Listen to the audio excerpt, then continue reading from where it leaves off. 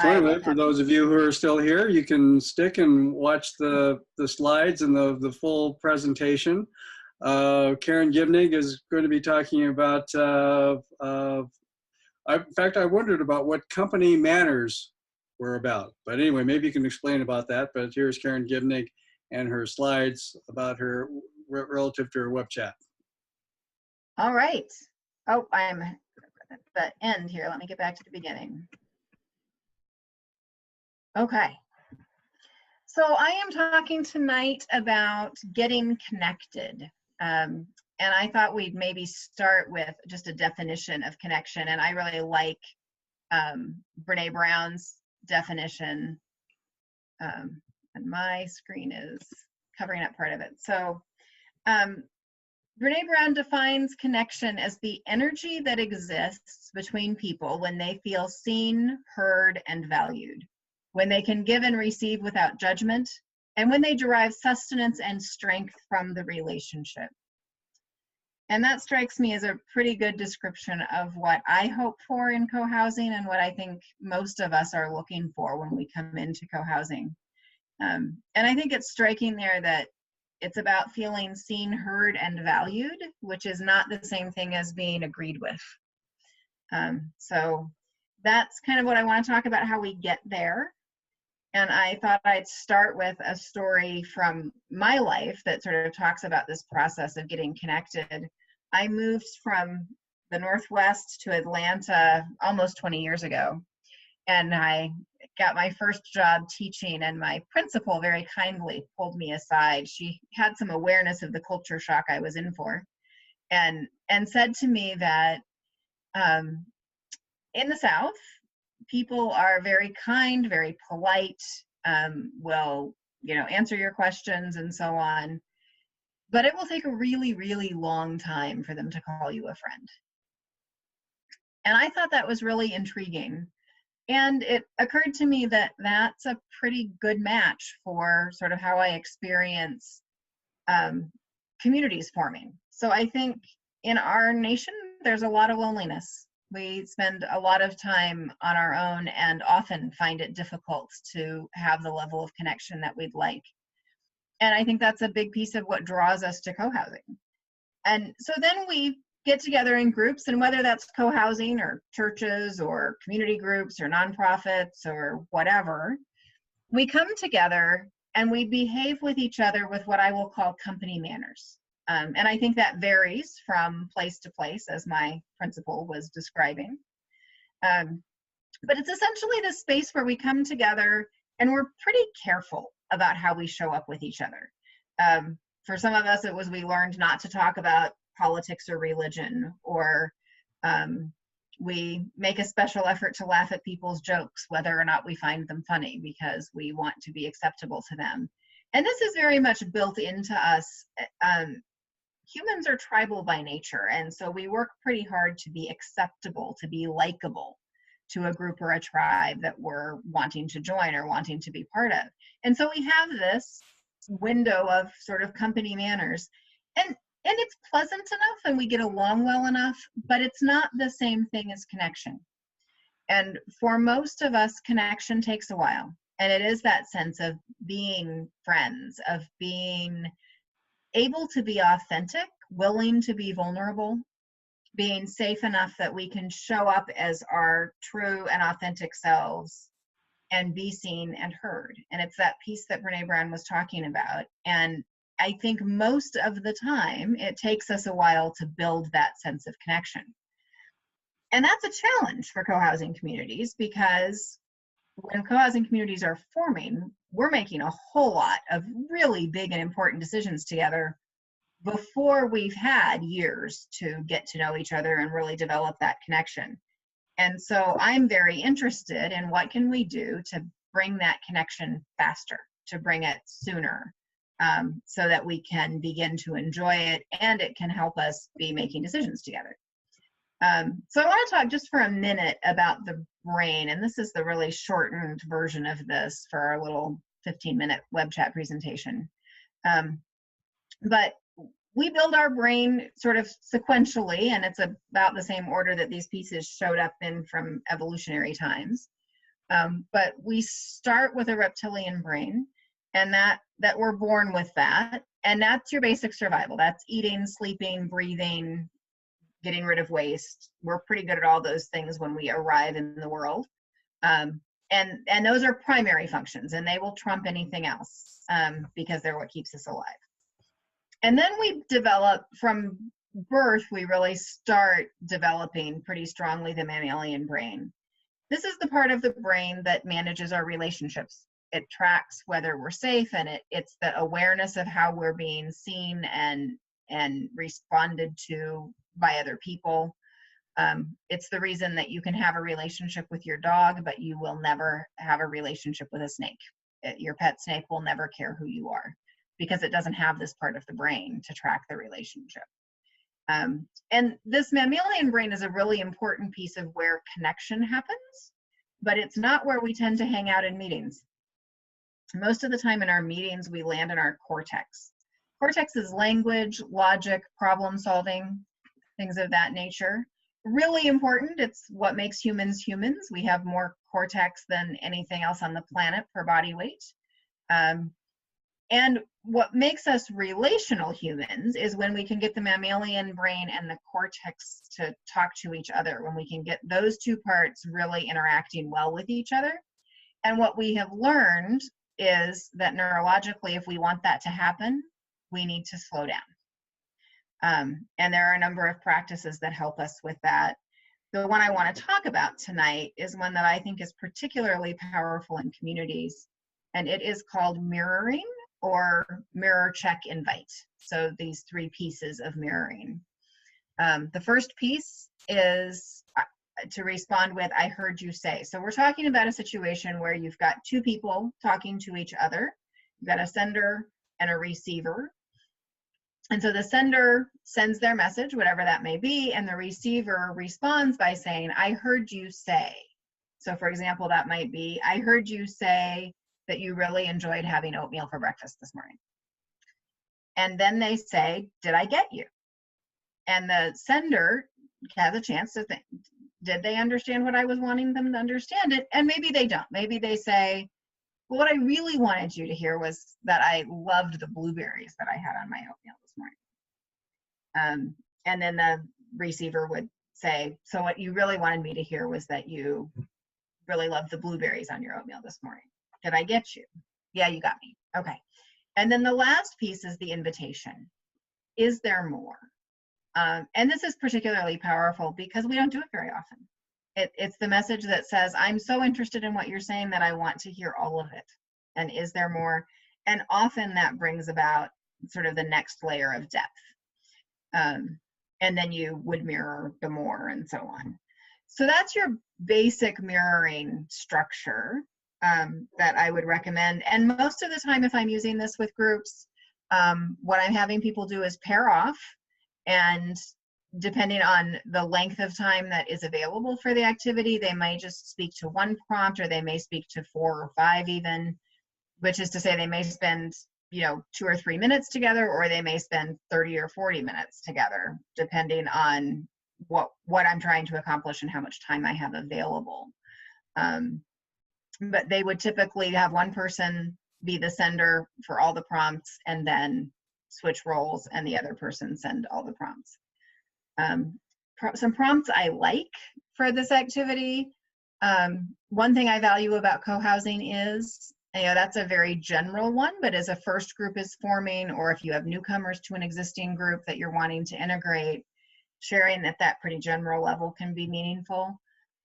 If you have a specific thing that your meeting is about, you might address that. So if it's a budget meeting, for example, you may have a prompt like something that I value that we spend money on in our community, or something of that nature.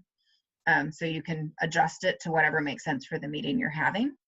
Another prompt that I like, especially when we're getting ready for a meeting, is during this meeting, I would like to be perceived as. So that's a way to help people kind of focus in on how do they want to show up. And then I always like to add something I appreciate about you. And those can take longer, but if you have, if you're doing multiple prompts, something I appreciate about you is a favorite to throw in there. they can be really meaningful, surprisingly so.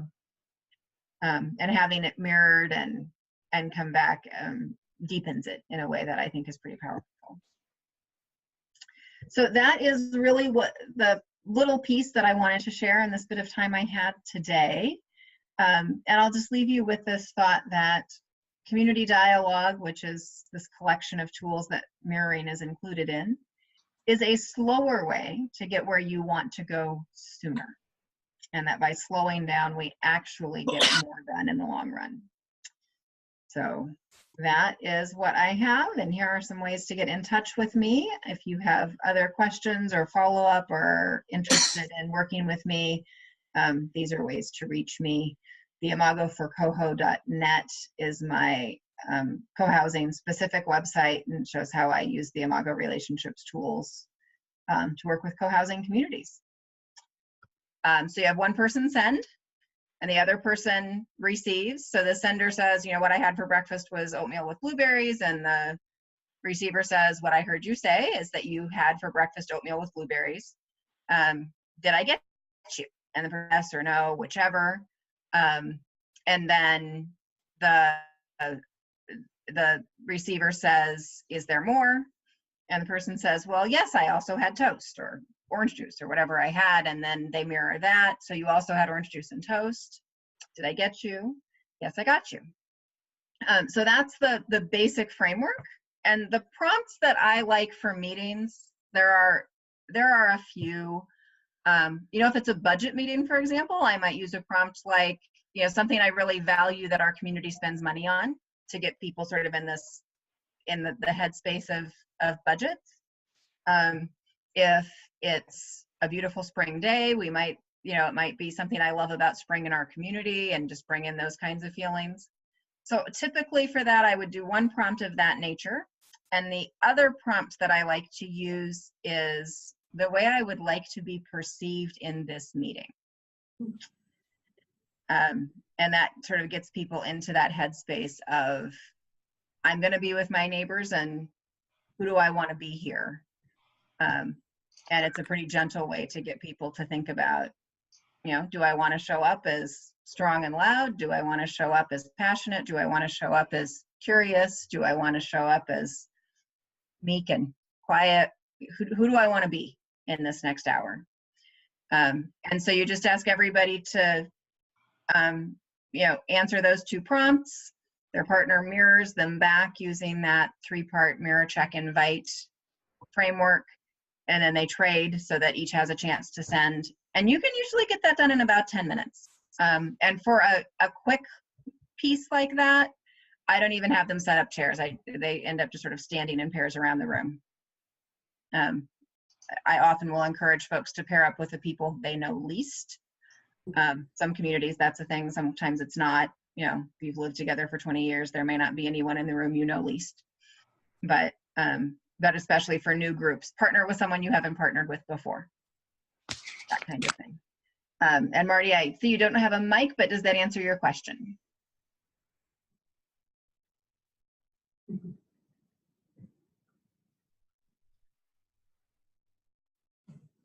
I'm going to, I still can't share my screen, so we'll leave that.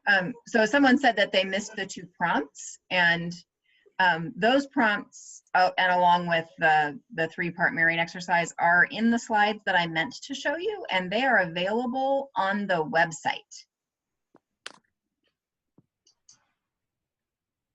So the basics of that are, and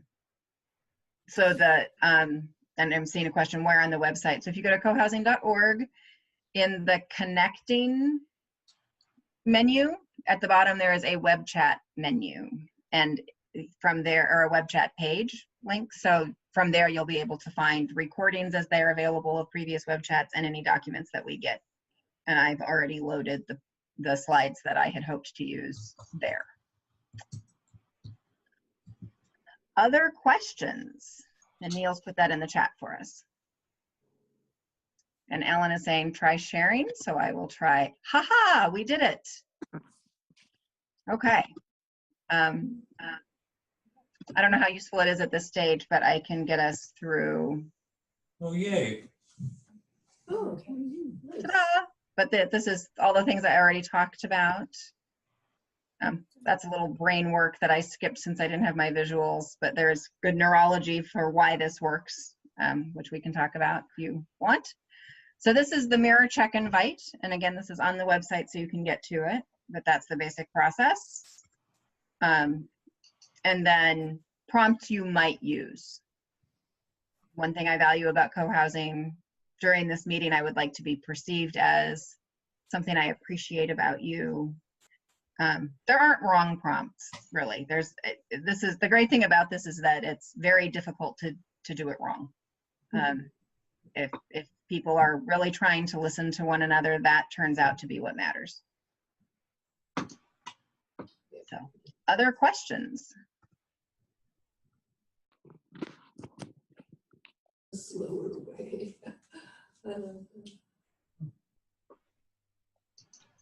That's a good slogan. Or what I like it, call that, yeah. right, yeah. The slower way. Right. Very good. All right. Questions? What suggestions do you have to encourage quiet folks to speak? I will say that this mirroring exercise does help with that, because my belief and my experience is that both the quietest people and the loudest people in the room are that way because they don't feel heard. They don't feel entirely safe. They don't feel entirely comfortable. So when we get reactive, most of us fall in one of two categories. We either get louder, insisting on being heard, or we get quieter and we hide. And that's pretty common across relationships. So the people in meetings who are feeling anxious or uncomfortable or not entirely safe, if they're one of those people that in life their tendency is to get really loud, then they get really loud. And we tend to call them aggressive. We could equally call them passionate. But that's one trend. And people who in life tend to get really quiet. And we don't hear from them, and we might think of them as apathetic or not present. But we could also think of them as being, very interested in listening. So anything that increases safety in the room is going to help balance the speaking. And this mirroring activity does that because it gives them the experience of being heard right away. It also, if you pair off and have everybody mirror, then everybody's speaking right at the beginning. And there is this odd thing with people who tend not to speak, that once they start, they're more likely to keep talking. So it gets literally every voice in the room. So those are a few elements of what I think is going on with folks that are really quiet. The other is to use rounds. And that's big in sociocracy, but it's also a consensus practice of just going around and asking each person to speak. And they certainly have the option to pass. And if you're finding that you're still really unbalanced and you've got some people saying a lot and some people mostly not talking, putting a timer on a round so that everybody gets a minute or a minute and a half or 2 minutes, depending on the topic and how much time you have, that will help people. It'll help your bigger talkers to sort of what we call self-censor, to decide what's most important and to get clearer and more concise in what they say. And it creates space for those who are inclined to speak less. So that was from Karen Kinney. Does that answer your question?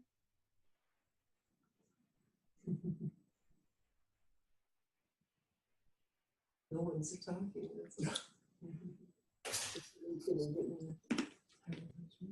Yes.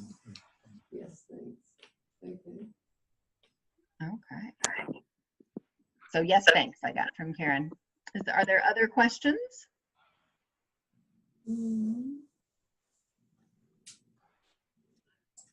Is this too trivial to ask what she thinks of name stacking?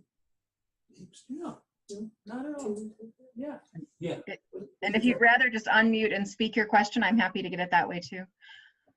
What have you found effective to create safe space?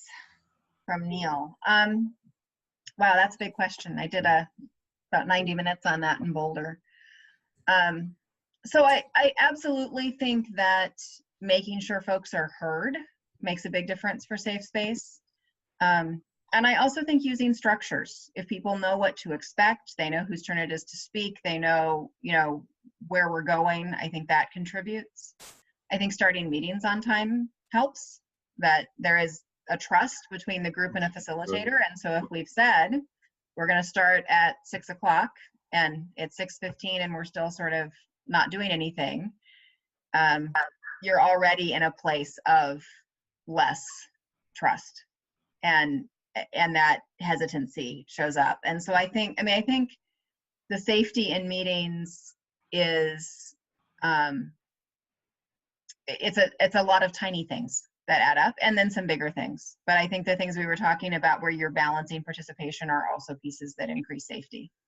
And really hearing folks, if you start to feel that the room isn't safe, beginning as a facilitator to mirror each speaker is going to increase that safety. It's going to slow down the energy that is building, and get people back connected and get people feeling really heard.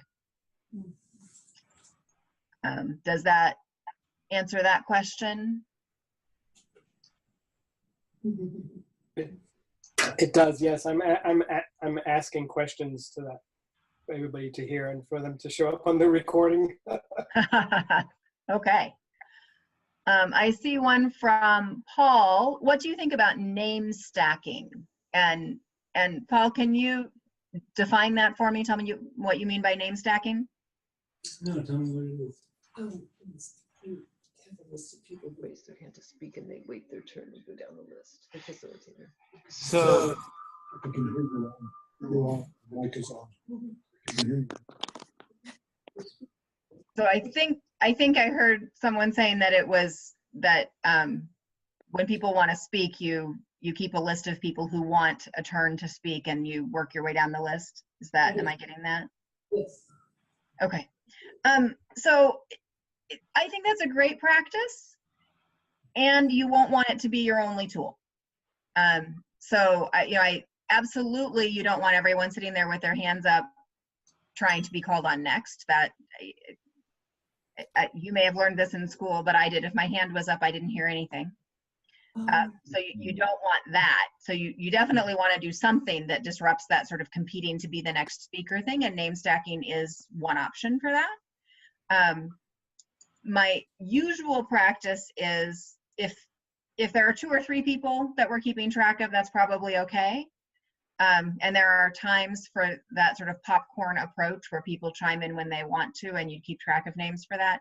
If you get to a point where you've got 10 or 15 names on a list, what that indicates to me is you probably need a round. If you're going to hear from that many people in the room, you probably want to hear from everybody in the room.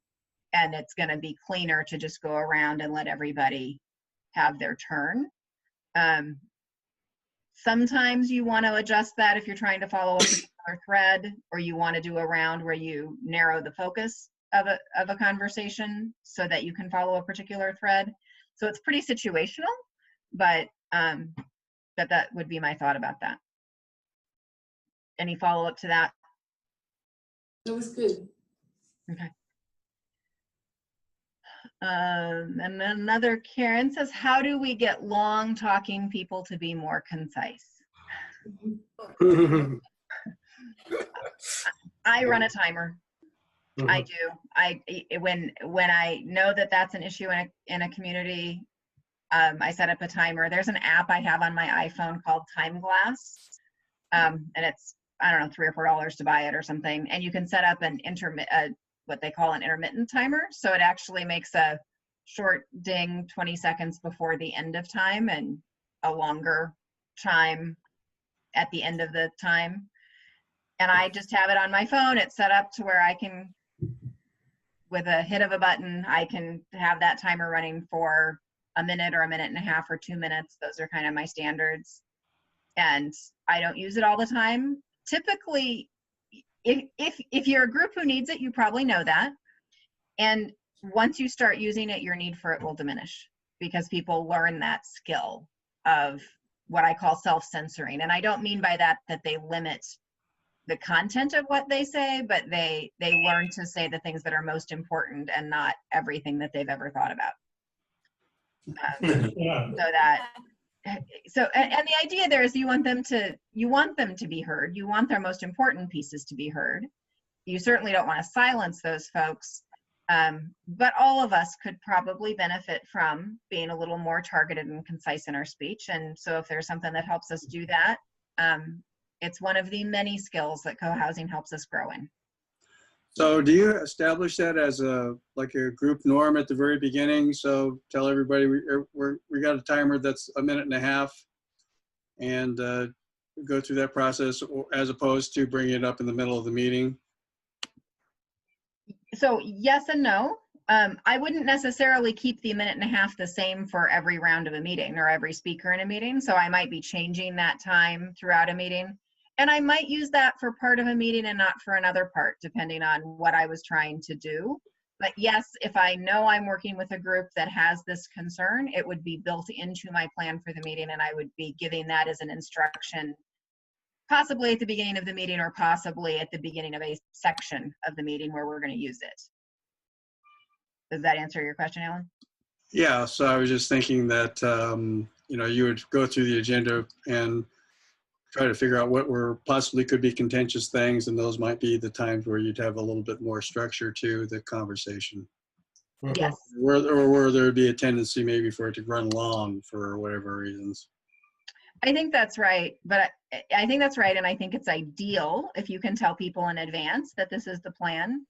I also think that's perfectly okay for a facilitator to look at their watch and go, well, we're really running tight on time here. I'm going to start running a timer.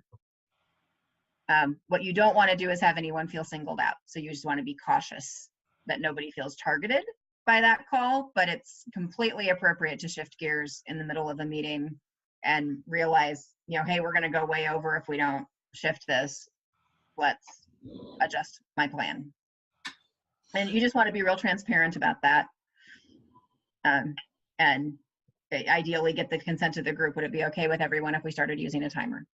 And everyone will nod and say sure, because they don't want to be there all night either.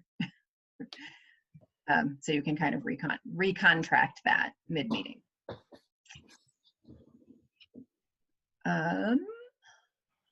Hold on, you guys are asking questions faster than my chat. I'm losing them from my chat. Let me go look for the next one.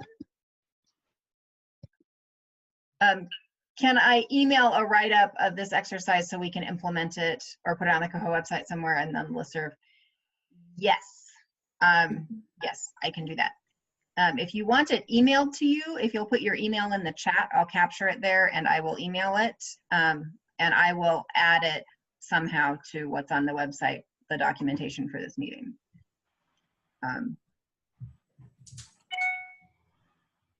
How do you usually set up a large group to do the paired mirroring exercise? I just have them pair off if I'm going to pair it. There are other mirroring exercises that are designed for the group as a whole, and that's a longer answer. That's a longer explanation than we have time for tonight. But in terms of setting up a large group to do paired mirroring, I give the instructions. If they're not familiar with it, I would do a little demo with a couple of volunteers.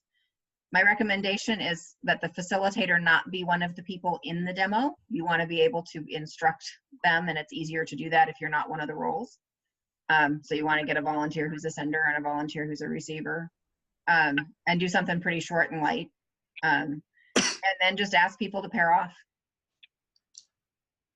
So that could be used kind of as an icebreaker. Yep. Maybe pick some kind of safe thing to talk about. That's exactly how I use it. And in a forming group, you may use it as you may use more prompts, and it may be an hour by the time you've introduced it and sent people off, and then you may bring them back and let each person share, one important thing that came up for them, just to sort of bring it back into the group. And in that case, you'd want them to spread out and sit facing each other and so on. And you want to define the timing a little more. You're each going to have 10 minutes each way, and the facilitator might want to announce, okay, it's time to switch senders, like that. But there's no magical secrets to that, I don't think. that came from you? Did I answer the question that you had? I don't see Lizette on my screen. There are so many of you.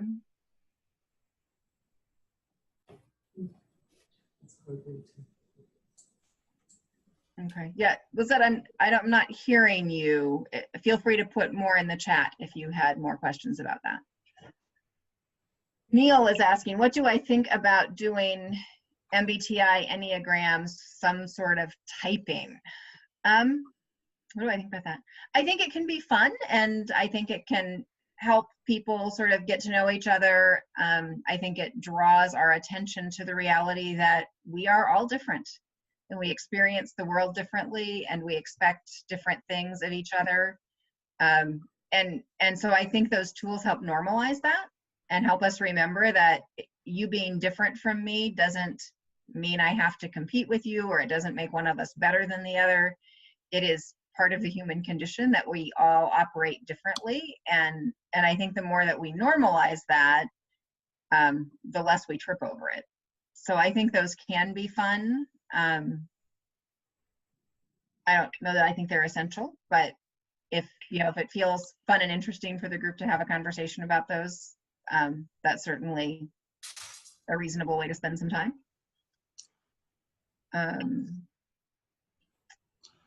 Seems like that would be a good exercise for forming groups. So you want to get past the, I like knitting and I like to go to movies and I like to read, and get down to the more of the nitty gritty when you're trying to get to know your neighbors, so that you don't get surprises about who are the control freaks or who are the whoever's, when it's, too far down the line.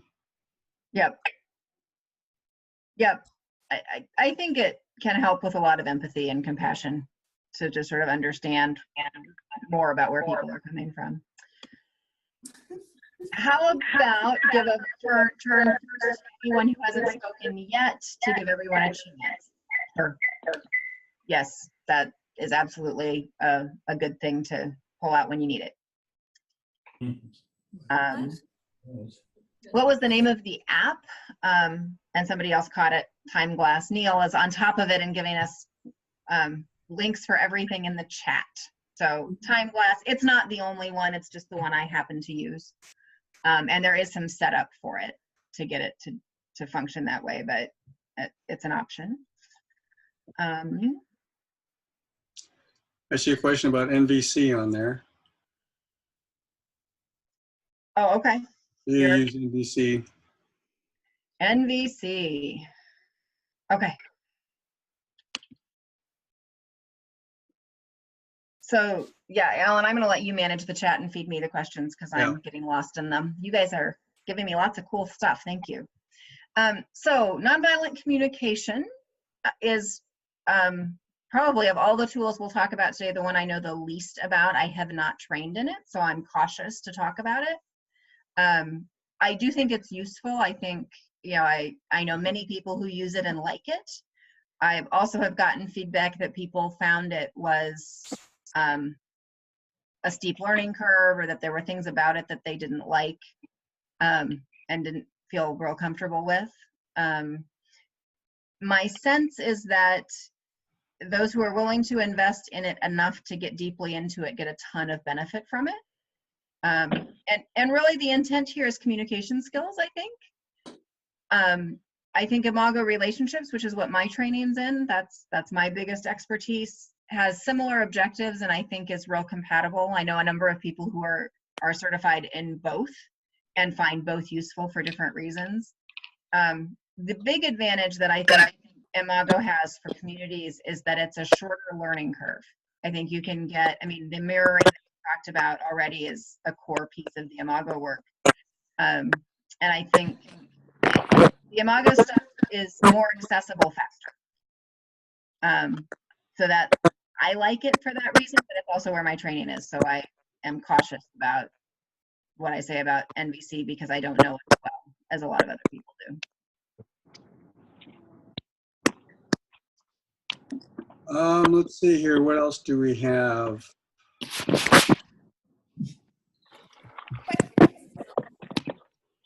There was someone who asked about giving overview of Imago. Alan, I am not hearing you very well. There's a question about your background in Imago, just sort of an overview. So my background in Imago relationships is a methodology. Someone needs to mute. You can make sure you're muted. It's a methodology that was founded and began to be popular about 30 years ago for couples therapy.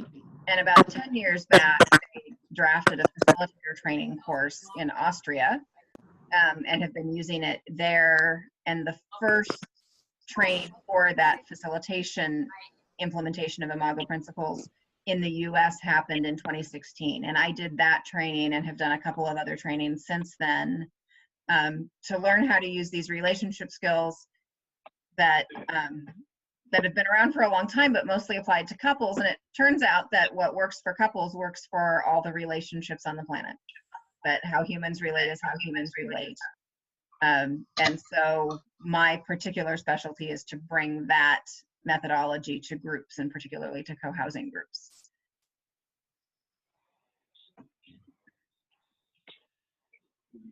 Does that answer the Imago question for folks?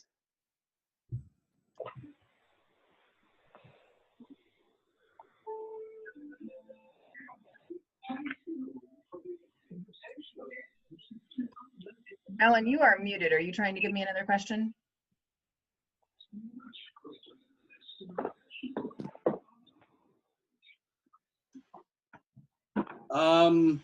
I was just going to say, someone has their TV on or radio or something.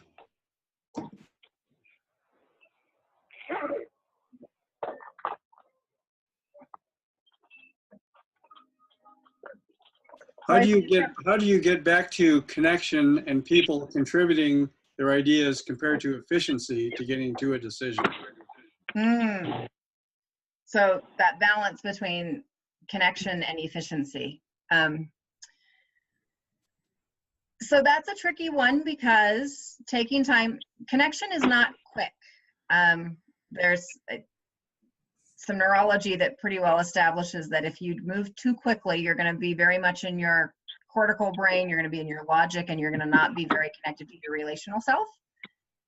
So if we want to be connected, it's pretty imperative to slow down. And that doesn't tend to feel efficient. I can't tell you how many times people have said, well, why are we doing another round about this? Wouldn't it be faster if we just all said what we wanted to the first time? And my experience is that it is faster, and you lose many of the ideas. In fact, many of the best or deepest or most passionate ideas show up in later rounds or when you're taking time to do mirroring and other connection-based activities. And so there are times when you need efficiency in meetings or decisions. Decisions need to be made quickly for one reason or another. You know, if the water's pouring in down the roof, you don't want to spend 2 hours talking about how everyone feels about it. You want to pick somebody and hire a roofer.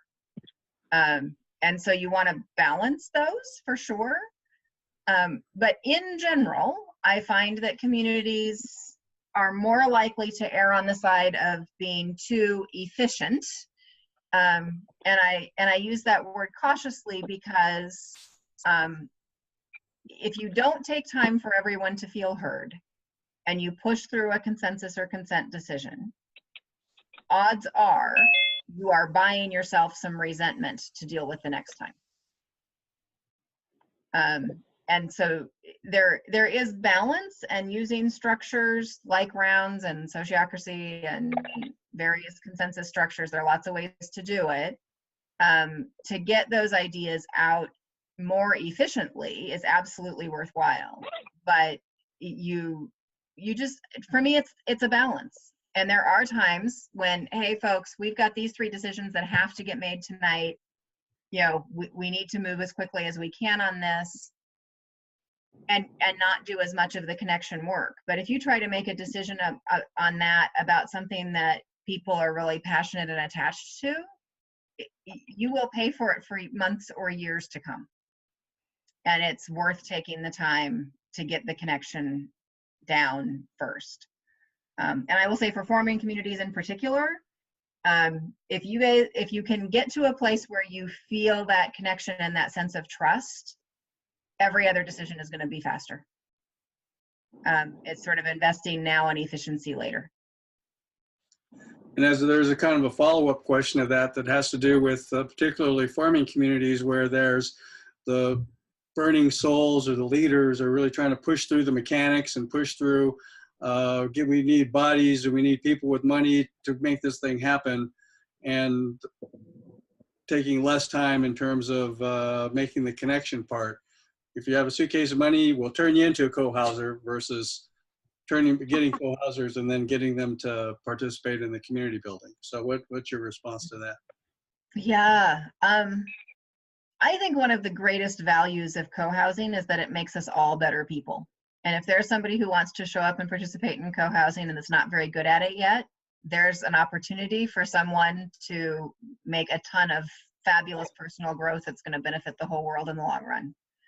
I am a believer that part of what we are about is to be the relationships that create growth for each other. So I don't think you need to be a whole community of people who already are good at connection, already good at relationships, already good at consensus. I think one of the values of what we do is that we learn those skills as we go. And I think that groups adopting really solid processes for creating connection early on and being pretty dedicated to those make a huge difference. The combination that is pretty deadly is where you've got that push for efficiency and you end up with a whole room full of people who don't have the skills and you're not taking the time to build them. And I think it's pretty easy for those groups to get in trouble and to get deadlocked. But there's balance with everything. So I think that getting the processes and being diligent about processes that support connection will save you an awful lot in the long run. So is there a way to do both at the same time? So rather than have connections as kind of an add-on to the mechanics, what are maybe some tips about how you make the mechanics be connective? Yeah, so that's a longer conversation. I mean, certainly the mirroring exercise that we talked about is one of those. So if you can take 10 minutes at the beginning to get everyone feeling connectional, it also turns on the part of the brain that is involved in taking in information. Most of us, and when we're listening, the part of our brain that's active is the part of the brain that decides how to respond. And so getting some of that practice early on where we get used to, okay, when we're in a room together, we're going to activate on purpose the part of the brain that takes in information. We're going to be better at listening to each other. So I know I keep sort of saying that as the answer to everything. And that's because I think it's an incredibly powerful tool. And I think that things like rounds, there are many facilitation practices. Anything that's balancing voices. So like we talked about, getting the people who speak the most to speak less, the people who speak the least to speak more. All of that is going to get you to solutions faster and build connection and safety in the room at the same time. Well, I was thinking even more mechanical than that. Like, for instance, you're in a conversation with the leaders of the pack who are trying to pick an architect. So what would be a technique to get that architect selection process to be more of a connective exercise as well? So you're not just focusing on this guy and he does this and he did that. What would be a way to make that exercise, that the architect selection, kind of a connective process? Yeah, the first step in that is to recognize it's not going to be fast. Your architect selection is maybe the most important decision you'll make in the whole process. It's not a place to shortchange the time it takes to do it well. The process I like best for that is based largely in sociocracy. Again, almost everything in sociocracy has something similar somewhere in the consensus literature.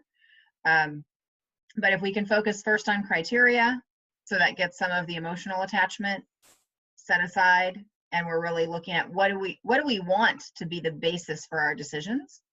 And then if we're having those conversations within the framework of that criteria, we're again creating safety. So we're not in this, well, you like him because and insulting, and that we're not caught in the values judgments where we're not going to agree.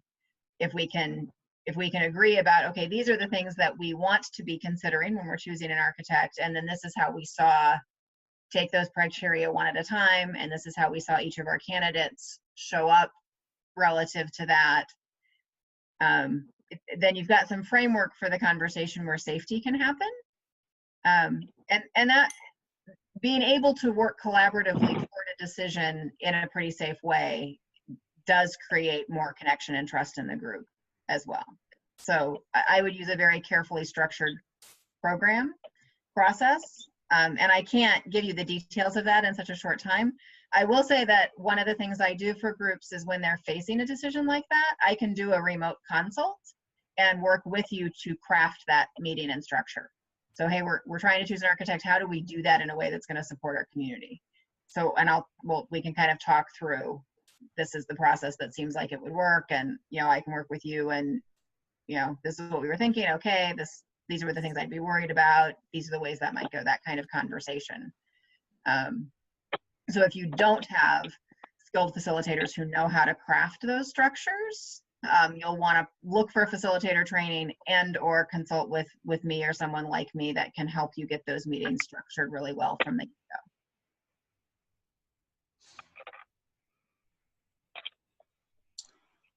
So we got about 5 minutes or so in our designated hour. Does someone have something that's burning in their soul that they're wanting to find out about or get some perspective? In addition to that, you know, we can, you know, kind of maybe debrief the conversation a bit. I'll unmute everybody, and we can, you know, maybe talk a little bit about, you know, how was it? How can we make this better despite the technology glitch? Okay, guys, hold on. Anything left for Karen? General comments? Yeah, and I see a few questions still in the chat that I haven't gotten to. I will be happy to stay on a little bit after our official closing time, those if you like, but You ready to we'll band? wrap up at the hour for those who need to. Well, here's one. How would you approach the problem of decision-making getting overly concentrated at the top of the organization of the co-housing community? Sort of the leaders of the pack kind of drive the top-down approach versus the bottom-up approach. Yeah, that sort of balance of power thing. I mean, the recommendation is to delegate down, actually. So there's some kind of power dynamic there that I'd want to understand. That's a more complicated situation. But essentially, one might guess that just chatting with those folks will help. And there may be that some deeper conversation needs to happen to pull up. So what's going on there that they're making all the decisions? And is it, you know, is it fear driven? Hey, we've been in this a long time, and if we let somebody else make the decisions, they'll do it wrong and we'll fail.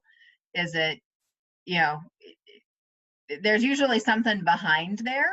And once you can identify what the source of that is, then you've got a chance at shifting it in a way that feels comfortable to everyone. What you don't want is to create a power struggle where you sort of rip the authority out of the hands of those who've been doing the work. That will not tend to take you places you want to go. But there are certainly ways to address it that bring up the concerns. And usually what happens is, if there is a safe way to hand off tasks to people who are reliable to do them, the people who've been doing all the work end up breathing a huge sigh of relief. So it's a matter of that balance of, yes, the work and the decision making needs to get shared, but also people need to be confident that it will get done.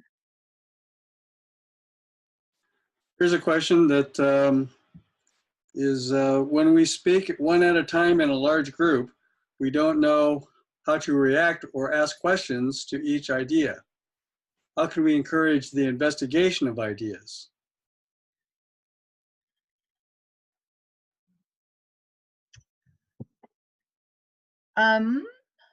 That's a facilitation question. And some of that is about the facilitator's skill and sort of pulling out, hey, we've got some common ground around this concept, let's explore that more deeply, and then sort of focusing the conversation. And maybe it's around, or you do some popcorn, or, you know, maybe you break people off and say, oh, let's go in small groups and have smaller conversation. I mean, you want a lot of different facilitation tools in your toolbox.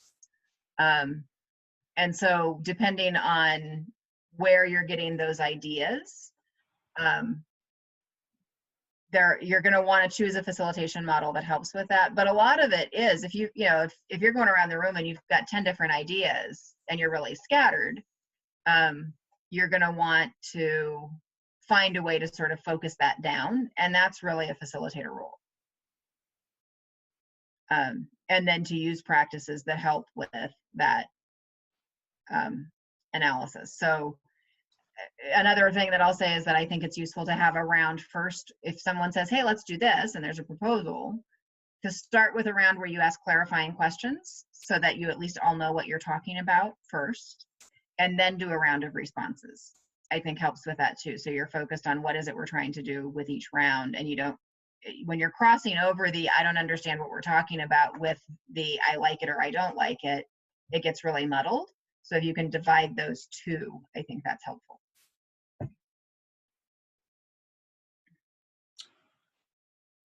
Let's see, let me go through the chat. I think we covered all the questions that were provided in the chat box. Is there anything else? Could I make a comment before we close? You may. Hi, Karen. Hi, Jerry. This is Jerry and Frank, and we're in Skagit Cohousing, of which Karen is a very key member. And I just want to endorse the methods she's described. The paired mirrorings we've done time and time again, and they're very useful. We've done circles. We're developing our skills at circles. And we're in the wonderful situation of having just more than doubled our initial membership. We're forming. We went from 5 to 13 families in the last couple of weeks, and we're pretty excited about it. But it's also overwhelming because we've picked our architect and now they're going to work. And Karen is keeping us grounded in the need to keep the connections work going. And I really appreciate her role.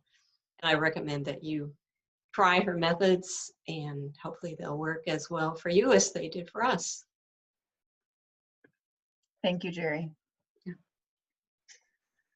So we are officially at ending time. And as I say, I'm happy to stick around a little longer if there are more questions, but I do want to sort of formally close us out. Alan, did you have things you wanted to say to kind of? No, other than Cohousing USA has been organizing these. This is the second one. There'll be one in November, December, and I think January.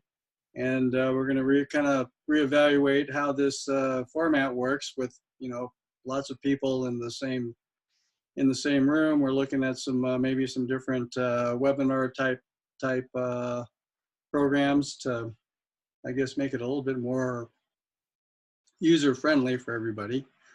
But if you're interested in cohousing, go to the Cohousing US website. It's called cohousing.org, and you can surf around there. We're getting a new website, but this has lots of information for existing and forming communities. And I guess that's a wrap. And I do want to mention we have one more chat in October, next week on the 24th at the same time. Laird Schaub is going to be with us talking about dealing with emotions constructively. So that is the next one. And they're all listed on the website. There are also Facebook events on our Facebook group, Facebook page. So hopefully you can find them, and if not, let me know. So I think that's a wrap officially, but if there are more questions and you want to unmute and toss a question my way, I'm happy to stick around for a few more minutes and answer those. Or if we missed one that's in the chat, I know we got a lot of messages in the chat and I have not seen them all. So if I missed one, please feel free to draw my attention to it. I think we have just a bunch of salutations here, so that's good. Great. All right. So have a good evening wherever you're situated, and hope you tune in for the rest of our fireside web chats. Yeah, so, excuse me, I'm just wanting to tell you that we had quite a bit of difficulty trying to figure out how to interact with you up here at Pacific Gardens. We sent one question via the chat, but it was never read out. It was similar to another one, so I wasn't worried about it. Okay. And every time we would have ever maybe wanted to do this, it was so noisy that we couldn't hear anything. So I'm just giving you that feedback because we loved what you were saying, really enjoyed it. Thank you so much. Thank you. No, I appreciate the feedback, and we are still finding our way with that. So that's very useful feedback to us. Thank you. I think we should also give feedback to Zoom, how difficult it was to work with the interface. Yeah, it is unusual to have the hosting problem that we did, and I'm not sure why. I've done Probably user error. What? Probably user error. Maybe. I mean, a frozen up computer is, I mean, that this is tech life, but I appreciate the feedback. Thank you. And we will continue to work on it. Did you feel like you got your question answered well enough? It was very similar to the one which you said was a facilitation thing. Okay. I wanted to hear more about this, pulling out one idea and focusing on it. I'm imagining we could do that with 3 of the ideas. Take a turn, give each one a real in-depth look. Mm-hmm. It struck me as a way to move the conversation forward when you have a lot of disagreement as to approach. Yes. So I wanted to hear more about it. So thank you. Yeah. I think ultimately what we're talking about there is creating frames and structures that sort of focus when we need it. So yes, I think what you're talking about makes a lot of sense to sort of say, okay, we've got these 3 main threads.